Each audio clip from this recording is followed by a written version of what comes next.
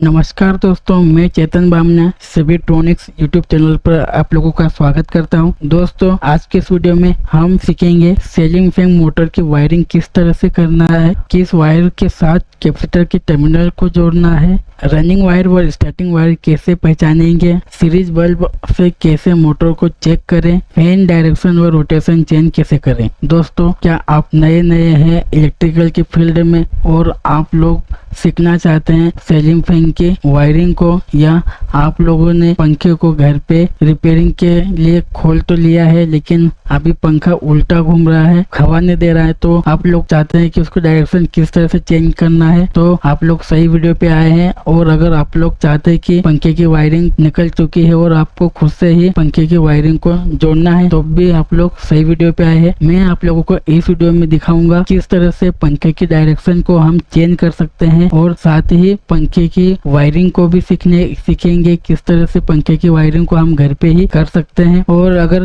पंखे 4 वायर का हो या 3 वायर का जो भी है निकला है, उन वायर का मैं फेज और न्यूट्रल किस वायर पे देना है और साथ ही किन वायरों पे कैपेसिटर को जोड़ना है, ये सभी चीजें आप लोगों को इसी वीडियो में मैं दिखाने वाला हूँ। तो आप लोग वीडियो को ध्यान से देखें दोस्तों, स्किप बिल्कुल भी ना करें, नहीं तो हो सकता है कि आप लोग पंखे में मिस्टेक कर दें और पंखा आपका जल सकता है। तो वीडियो को अंत तक जरूर देखें। चलो शुरू करते हैं। दोस्तों, वीडियो को शुरू करने से पहले आप लोगों को पंखे के बारे में कुछ जरूरी जानकारी होनी चाहिए, जो कि ज्यादा हार्ड नहीं है, आप लोग सिंपल तरीके से समझ सकते हैं। तो सबसे पहले पंखे का जो अंदर का जो स्टेटर होता है, ये भाग जो अब मैं आप लोगों को दिखा रहा हूँ, इसको दोस्तों पंखे का स्टेटर बोलते हैं, क्योंकि ये जो पंखे का रोटर है उसको घुमाने का काम करता है। तो आप लोगों ने जो पंखे का कवर होता है, कवर वो रोटर होता है, और जो अंदर होता है वो स्टेटर होता है। और जो हमारे वायरिंग निकली हुई रहती है पंखे में, जो 3 टर्मिनल निकले हुए रहते हैं, 3 टर्मिनलों का नाम कुछ इस प्रकार से होता है। एक रनिंग होता है, एक कॉमन होता है और एक स्टार्टिंग होता है। इस तरह से 3 वायर निकले हुए रहते हैं। तो वो वायर तीनों अंदर से किस तरह से जुड़े हुए रहते हैं वाइंडिंग के साथ, तो वो वाइंडिंग को आप लोगों को मैं समझाने की कोशिश करता हूँ। दोस्तों, इसकी वाइंडिंग बहुत सिंपल होती है। इसमें जो 24 कॉइल लगी रहती है, किसी में 12 कॉइल लगी रहती है। इस तरह से अलग अलग कॉइल का पंखा हो सकता है। और सभी कॉइल वाले पंखे में सभी के जो कॉइल का जो डायरेक्शन कुछ इस प्रकार से रहता है कि एक कॉइल का जो टर्न है वो अगर सीधा है इस तरह से, तो दूसरा उल्टा रहेगा ऐसा, और अगला फिर सीधा रहेगा, फिर अगला उल्टा रहेगा। इस तरह से ये चेन पूरी साइकिल से घूम के आती है। उसके बाद में जो अंदर की जो कॉइल रहती है, इसको स्टार्टिंग कॉइल बोलते हैं, और ये बाहर की कॉइल इसको रनिंग कॉइल बोलते हैं। तो इसका भी वही है, अगर इसका टर्मिनल अगर सीधा इस तरह से घुमा है, तो अगला टर्मिनल यहाँ से ऐसे उल्टा घूमेगा, फिर सीधा घूमेगा, फिर उल्टा घूमेगा। ये भी ऐसे ही घूमते घूमते हुए कॉइल कंप्लीट होती है। कॉइल का जो स्टार्टिंग बिंदु होता है, जो स्टार्टिंग वायर होता है, वो एक इस तरह से बाहर निकाल लिया जाता है, और जो एंडिंग जो आखिरी में निकलता है उसको भी इस तरह से बाहर निकाल लेते हैं। तो क्या होता है कि जो रोटर है, रोटर के अंदर से ये स्टेटर है, सॉरी दोस्तों, स्टेटर के जो रनिंग के और स्टार्टिंग के दो वायर को इस तरह से बाहर टर्मिनल निकाल देते हैं। और कभी कभी क्या करते हैं, दोनों को आपस में मिला देते हैं। जैसे इस तरह से आप लोग देख लीजिए, दोनों का एक स्टार्टिंग का एक रनिंग का, दोनों के तार को आपस में मिला के, कॉमन मिला के ऐसे बाहर निकाल देते हैं। तो ये हमारा जो रेड वायर जो इसमें दिख रहा है आपको, ये जो रेड वायर है वो कॉमन बन के बाहर निकल चुका है। तो इस तरह से पंखे का जो स्टेटर की जो है वायरिंग निकलती है और इस तरह का रहता है। तो ये आप लोगों को जरूर समझ लेना चाहिए, तो इसलिए मैंने बताया। ठीक है, अब आगे बढ़ते हैं। दोस्तों, इनके जो कुछ डायग्राम में दिखा रहा हूँ, तो इस तरह से भी आप डायग्राम समझ सकते हैं कि एक यहाँ पे जो कॉइल मैंने दिखाया वो सभी कॉइल का एक साथ दिखाया। जैसे रनिंग, ये अपना रनिंग की कॉइल हो गई और ये स्टार्टिंग की हो गई। तो हमें रनिंग के 2 पॉइंट मिलेंगे, जैसे एक रनिंग का और दूसरा भी एंडिंग रनिंग का है। ये स्टार्टिंग रनिंग का है, एंडिंग रनिंग, मतलब एक टर्मिनल यहाँ से ऐसे घूम के बाहर निकलेगा, तो दोनों को इस तरह से बाहर निकलेंगे टर्मिनल। ठीक है, तो 2 टर्मिनल स्टार्टिंग के हो गए, 2 टर्मिनल रनिंग के हो गए, और दोनों के एक एक टर्मिनल बाहर, इसलिए रनिंग और स्टार्टिंग के नाम से बाहर निकल जाता है। और दोनों का आपस का जो जोड़ है उसको कॉमन करके बाहर निकाल के उसको कॉमन टर्मिनल निकाल जाते हैं। इस तरह से होता है। अब दोनों में कुछ ना कुछ रेजिस्टेंस होता है दोस्तों। रनिंग का जो टर्न होता है वो कुछ अलग रहता है, उसके जो कॉइल की टर्न की संख्या रहती है वो कम होती है, और स्टार्टिंग के टर्न की संख्या थोड़ी ज़्यादा होती है।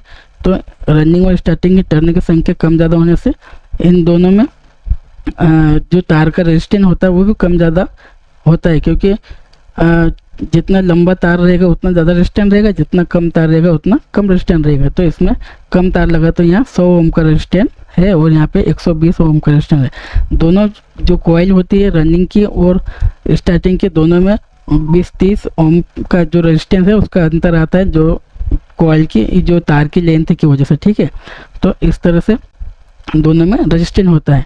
अब ये रेजिस्टेंस ही हमें जो उसके वायरिंग को चेक करने के लिए और उसके टर्मिनल को पता करने के लिए काम में आएगा, इसलिए मैं ये आप लोगों को समझा रहा हूँ, क्योंकि ये ज़रूरी है। अगर आप लोगों को ये समझ में आ गया तो आप कोई सा भी पंखा, कोई सी अगर मोटर भी होगी तो भी आप लोग जो सिंगल फेज की मोटर होगी उसको आप लोग उसके वायरिंग को कर सकते हैं, क्योंकि सिंगल फेज की जो वायरिंग होती है वो सेम इस प्रकार से होती है जैसे मैं समझा रहा हूँ। मोटर हो या ये पंखा, सीलिंग फैन भी एक इंडक्शन सिंगल फेज का मोटर ही है दोस्तों। तो आप लोगों को दोनों बेनिफिट इस वीडियो से मिल जाएगा। ठीक है, तो इस तरह से दोनों का एक रनिंग की कॉइल हो गई जिसका 100 ओम का रेजिस्टेंस है, एक स्टार्टिंग की कॉइल हो गई जिसका 120 ओम का रेजिस्टेंस है। और दोस्तों रनिंग का जो वायर है, जैसे कि मैं आप लोगों को यहाँ दिखा देता हूँ, जैसे रनिंग का एक टर्मिनल और स्टार्टिंग का दूसरा टर्मिनल, जैसे ये बाहर निकल आया, ये पंखे के बाहर दोनों निकले हुए रहते हैं। तो ये क्या एक दूसरे से ऐसे घूम के इस तरह से एक आपस में जैसे जुड़ के बाहर निकले हुए रहते हैं। तो अगर ये हमको चेक करने में बहुत आसानी हो जाती है इसको समझने से, क्योंकि ये दोनों बीच में आपस में जुड़ जाते हैं इस तरह से। जैसे ये कॉइल है, ये कैसे यहाँ से ऐसे गई है और यहाँ जुड़ गई, और ये मतलब रनिंग का एक पॉइंट और स्टार्टिंग का एक पॉइंट आपस में जुड़ जाता है और ये इस तरह से कनेक्शन बाहर आ जाता है। तो इसमें हमें क्या मिलता है कि इसका रेजिस्टेंस और इसका रेजिस्टेंस दोनों में एक कॉइल की लेंथ दोनों मिलकर लेंथ बराबर हो गई, तो ये एक हो गई एक। तो इसमें 100 ओम का रेजिस्टेंस है, इसमें 120 का है, तो दोनों मिलकर 220 का रेजिस्टेंस हो जाता है। ठीक है, तो हमें ये 220 का जो रेजिस्टेंस है ये बहुत काफ़ी इंपॉर्टेंट रहता है, क्योंकि अगर हम मल्टीमीटर से तीनों की वैल्यू निकालेंगे तो तीनों की वैल्यू में हमें जो ज़्यादा रेजिस्टेंस का जो ज़्यादा रेजिस्टेंस मिलेगा, जिसमें जो ज़्यादा वैल्यू दिखाएगा रेजिस्टेंस का, वो हमारा कॉमन पॉइंट को पता करने में बहुत आसानी से मतलब आसानी रहती है, कॉमन पॉइंट निकल जाता है। अगर मान लो हमने जो जैसे मैं आपको ये इस डायग्राम में समझाता हूँ, जैसे ये रनिंग का एक तार होगा, रनिंग का इस तरह से घूम के बाहर निकला और ये बाहर इस तरह से दूसरा टर्मिनल बाहर निकल गया, और ये स्टार्टिंग का भी एक नंबर ऐसे गया अंदर घूम के और दूसरा टर्मिनल बाहर निकल आया। ठीक है, अगर इन दोनों में हम कॉमन निकलेगा तो कैसे निकलेगा, ये तार इससे ये रनिंग का स्टार्टिंग का एक तार वो रनिंग का एक तार आपस में इस तरह से जुड़ जाएगा और कॉमन बन के बाहर निकल आएगा। तो जब भी हम मल्टीमीटर या सीरीज बल्ब से यहाँ इस टर्मिनल और इस टर्मिनल, क्योंकि ये दो टर्मिनल, एक तो ये बाहर निकला हुआ रहेगा, एक कॉमन बाहर निकला हुआ रहेगा और एक ये रनिंग बाहर निकला हुआ रहेगा। ठीक है, ये स्टार्टिंग का बाहर निकला है और ये रनिंग का बाहर निकला है ऐसे, और ये कॉमन, तीन तार बाहर निकले रहते हैं।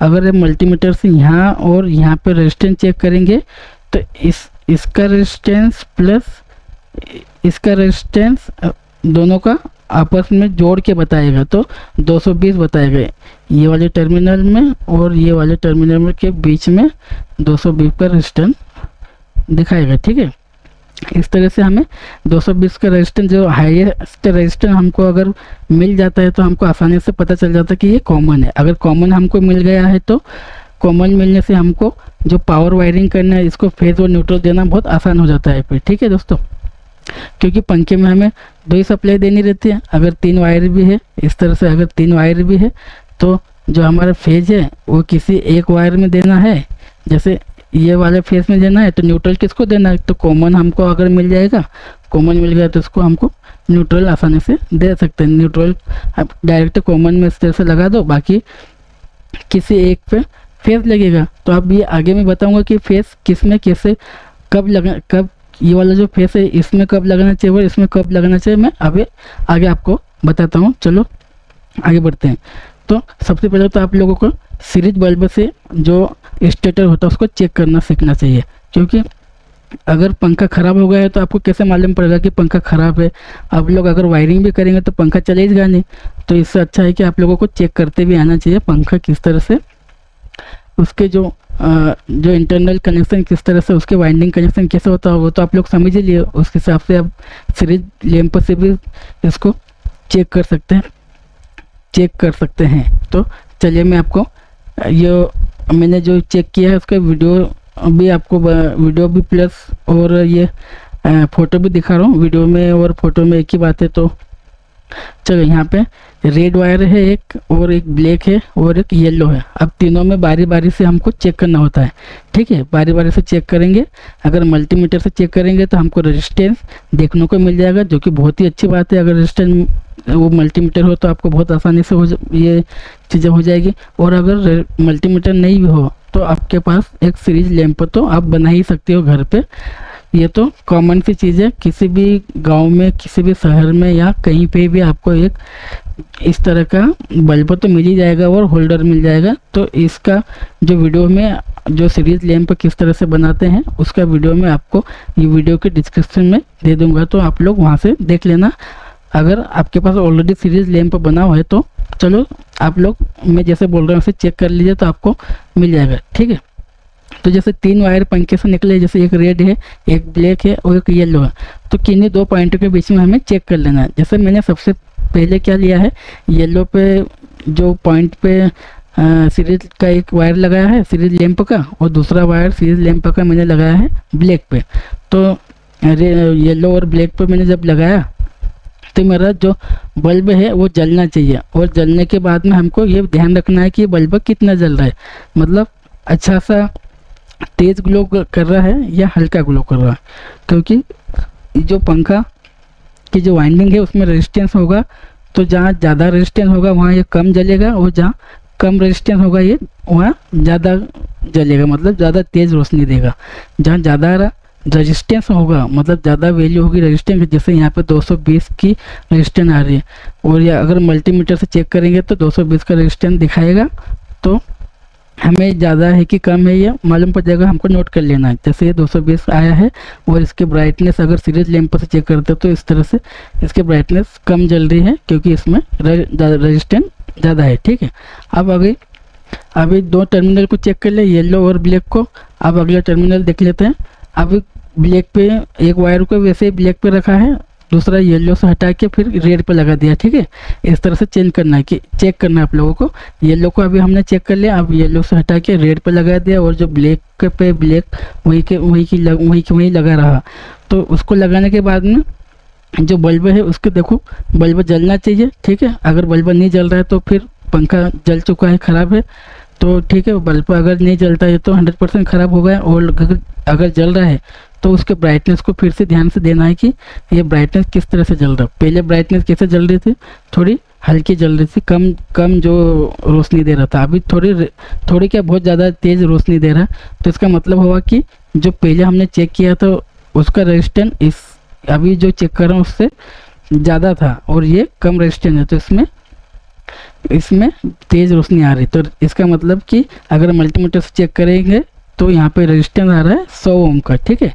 मतलब 220 ओम से ये कम है, उसमें ज़्यादा रोशनी नहीं आ रही थी, कम जल रही थी। इसमें तेज़ रोशनी आ रही, मतलब इसका रेजिस्टेंस कम है तो तेज़ रोशनी आ रही थी। इस तरह से बल्ब जलना चाहिए, और अगर बल्ब नहीं जलता तो ख़राब, और जल रहा है तो इस तरह से कितना तेज़ जल रहा है ये आपको देख लेना, ठीक है।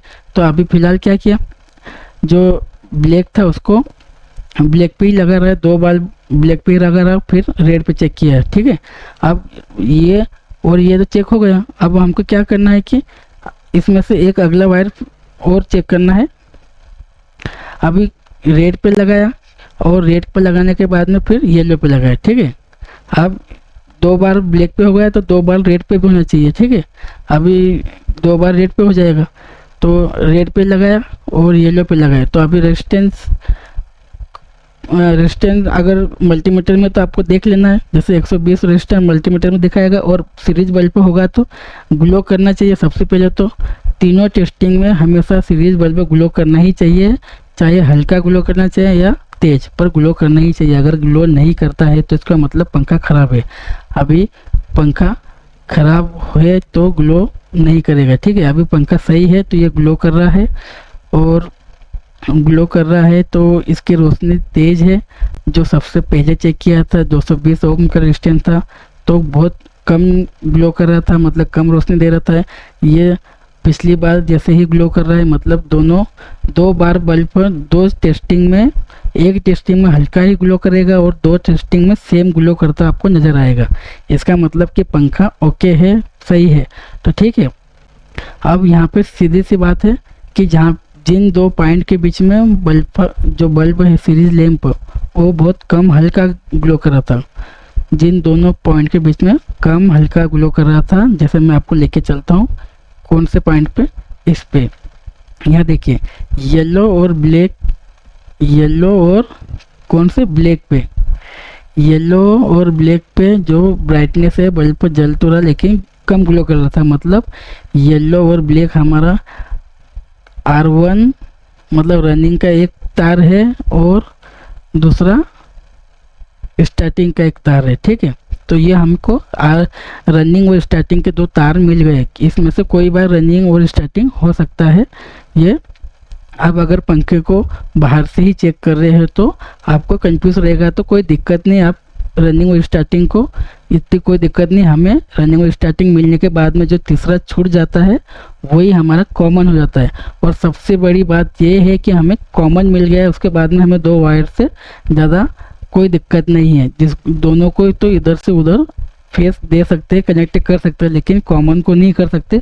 कॉमन में ही, न्यूट्रल में ही लगना चाहिए और कॉमन हमें मिलना ही चाहिए, ठीक है। तो कॉमन मिल गया, इसका मतलब अभी हमें दो तार रनिंग कौन सा है, स्टार्टिंग कौन सा है, इससे ज़्यादा कोई लेना देना नहीं है।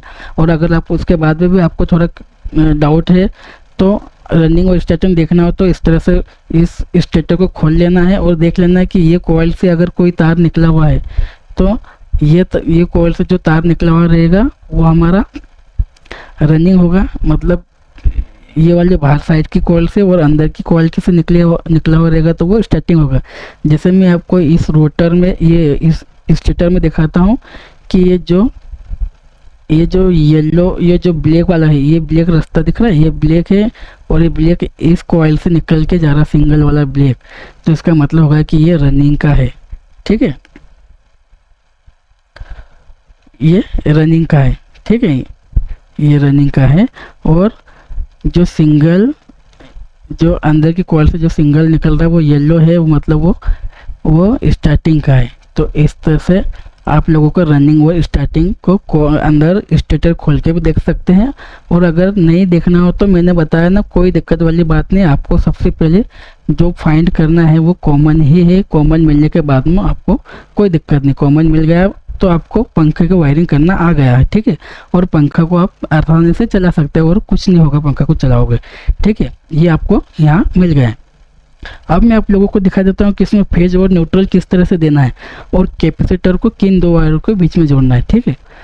तो अभी जैसे मान लो ये पंखा है, इस पंखे में 3 वायर आए हैं। तो अभी मैंने दिखा दिया कि इनमें से कोई एक न्यूट्रल होगा और कोई एक रनिंग होगा, कोई एक स्टार्टिंग होगा। तो फिलहाल तो हमने मान लो इसको चेक कर लिया है, तो हमारा ये न्यूट्रल है, ब्लैक वाला है ना, ब्लैक वाला न्यूट्रल है और स्टार्टिंग ये है, रनिंग ये है, या फिर ये स्टार्टिंग ये रनिंग है। इससे कोई लेना देना, हमको ब्लैक मिल गया है न्यूट्रल के लिए तो हमने न्यूट्रल को लगा दिया न्यूट्रल से, ठीक है, ये लगा दिया न्यूट्रल। अब न्यूट्रल को यहाँ ज्वाइन करने के बाद में कैपेसिटर को हमको स्टार्टिंग और रनिंग के 2 पॉइंट पर लगाना है। कोई सा वायर किधर भी लगा दीजिए, आप इसको यहाँ लगा दीजिए, इसको यहाँ लगा दीजिए, ठीक है। आप इस तरह से आप कैपेसिटर को कैसे भी जोड़ सकते हैं। ये वाला वायर इधर भी लगा सकते हैं और ये वाला इधर भी लगा सकते हैं, इससे कोई दिक्कत वाली बात नहीं है। आप लोग आसानी से इसको उल्टा सीधा लगा सकते हैं। हाँ, अभी आप लोगों को इसमें थोड़ा दिक्कत वाली बात कब रहेगी, जब इसका डायरेक्शन सही नहीं घूमेगा। जैसे आप लोग इसको भी फेस देख सकते हैं, यहाँ से भी आपको फेस लगा सकते हैं, ठीक है। तो कुछ नहीं, आपको खाली लगा के देख लेना है। जैसे अभी ये वाले मैंने बताया, यहाँ से फेस लगा दिया, न्यूट्रल ये एक न्यूट्रल निकला, न्यूट्रल को यहाँ लगा दिया और दूसरा फेस इससे लगा दिया। अब आपको देखना है कि पंखा सीधा घूम रहा है या उल्टा। अगर ये उल्टा घूम रहा है तो कुछ नहीं, यहाँ से कट करना है, इस पॉइंटर से नहीं लगाना है और डायरेक्ट फेस को इस पॉइंटर से जोड़ देना। ठीक है, ये वाले पॉइंटों को आप इधर से उधर करके आपको डायरेक्शन को आसानी से बदल सकते हैं पंखे की। ठीक है, बहुत ही आसान है दोस्तों, कोई बहुत कंफ्यूजन वाली बात भी नहीं है। आप लोग आसानी से ये पंखे की वायरिंग को सीख सकते हैं। और आप लोगों को अभी मैंने जो बताया है, अगर आप लोगों को समझ में आया होगा तो आपको बहुत आसान लगा होगा इसके वायरिंग करना, बहुत ही सिंपल है।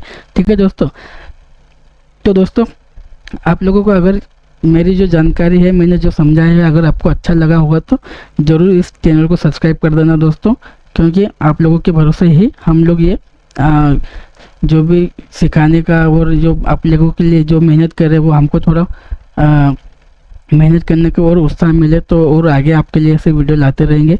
तो चैनल को सब्सक्राइब कर देना और लोगों को भी शेयर कर देना अगर वीडियो उनको उन तक पहुंचाना हो तो। अगर आपको अच्छा लगा तो आप ज़रूर पहुंचाएंगे, तो मैं ये आशा करता हूं।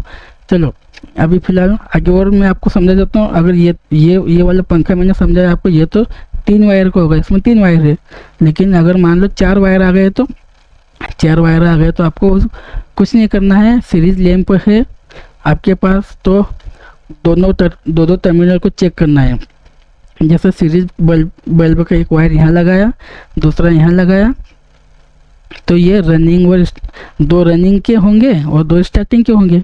ठीक है, पंखे में क्या होता है, 2 रनिंग के वायर निकलते हैं, 2 स्टार्टिंग के निकलते हैं। तो अगर 4 वायर है तो 5वां वायर तो इसमें आएगा नहीं, 3 वायर होगा या फिर 4 वायर ही होगा, इससे ज़्यादा कुछ पंखे का वायर नहीं होगा। तो ठीक है, सबसे पहले दोनों में अगर आपको कोई फैन में डायरेक्ट कलर कोड होता है, अगर 2 वायर सेम कलर के होंगे वो दूसरे 2 वायर सेम कलर के होंगे। ठीक है, तो ये बहुत आसान है कि ये जो सेम कलर के वो रनिंग या स्टार्टिंग के होंगे, फिर दूसरे सेम कलर के 2 वायर वो रनिंग और स्टार्टिंग के होंगे। ये सिंपल सी चीज़ है, ये आपको कलर कोड से ही पता चल जाएगा। लेकिन ऐसा नहीं है, अगर मान लो कि सभी वायर अलग अलग कलर के हैं तो फिर आप लोगों को चेक करना पड़ेगा। सीरीज बल्ब से एक तार यहाँ लगाना, एक यहाँ तार लगाना, तो बल्ब ग्लो करेगा। ठीक है, ग्लो करेगा। फिर एक तार यहाँ लगाओगे, यहाँ एक तार यहाँ लगाओगे तो बल्ब फिर ग्लो नहीं करेगा, क्योंकि ये इससे इसका अभी कोई कनेक्शन नहीं, अभी ये बाहर है तो इसका और इसका कोई कनेक्शन होगा नहीं, तो ग्लो नहीं करना चाहिए, यहाँ ग्लो नहीं करेगा। ठीक है, फिर इसका एक पॉइंट यहाँ और एक यहाँ लगाओगे सीरीज का, फिर ग्लो करेगा बल्ब, है ना, फिर बल्ब ग्लो करेगा। तो वैसे ही 2 वायर के बीच में ग्लो करना चाहिए। ग्लो करेगा तो इसका मतलब है कि ये एक जो 2 टर्मिनल है वो रनिंग के आ गए, 2 स्टार्टिंग के आ गए। अब ये आपको पता चलने के बाद में क्या करना है, एक रनिंग का तार उठाना है, जैसे इसको उठाया, और एक स्टार्टिंग को उठाना है, एक इसको उठाया, इन दोनों को आपस में मिला दो। आपस में मिलाने की तीसरा टर्मिनल निकल आओ, तो ये हमारा फिर से कॉमन मिल गया। ठीक है, अब ये कॉमन तार को आप डायरेक्ट न्यूट्रल दे दीजिए इससे। अब जो कैपेसिटर है इसमें भी एक रनिंग पे लगा दीजिए, एक स्टार्टिंग पे लगा दीजिए, इस तरह से लगा दिया। इन दोनों में से किसी एक को फेस से जोड़ दीजिए, इससे जोड़ दिया। डायरेक्शन सही है तो कोई बात नहीं, इसको चलने दीजिए। अगर डायरेक्शन आपको लग रहा है कि उल्टा घूम रहा है, सीधा करना है, तो यहाँ से कट करना है और ये वायर यहाँ से कट करके ये वायर को इधर से इधर इससे जोड़ देना है, तो आपका डायरेक्शन फिर से चेंज हो जाएगा। तो देखा कितना आसान है डायरेक्शन चेंज करना और वायरिंग करना और वायर को एक चेक करना। ठीक है, मैंने जो जिस तरह से मैंने समझाया वो तो आप लोगों को बहुत ही सही और आसान लगा होगा। तो दोस्तों आशा करता हूँ कि आप लोगों को ये वीडियो बहुत ही अच्छा लगा होगा। मैं अपने तरफ से मैंने अपना जो भी ज्ञान है सब कुछ अच्छे से देने की कोशिश करी है दोस्तों। तो चलो आज की वीडियो में बस इतना ही। और दोस्तों फिर से रिक्वेस्ट करूंगा, आपको अच्छा लगा हो वीडियो तो ज़रूर शेयर करना दोस्तों। और अगर कुछ डाउट हो दोस्तों तो आप लोग ज़रूर कमेंट भी करिएगा, तो मैं आप लोगों को डाउट क्लियर करने की कोशिश करूंगा। उम्मीद है कि कोई डाउट नहीं होगा, लेकिन फिर भी हो तो ज़रूर आप कर देना।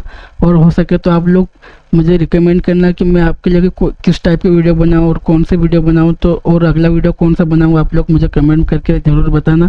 और चैनल को ज़रूर सब्सक्राइब करना। चलो धन्यवाद।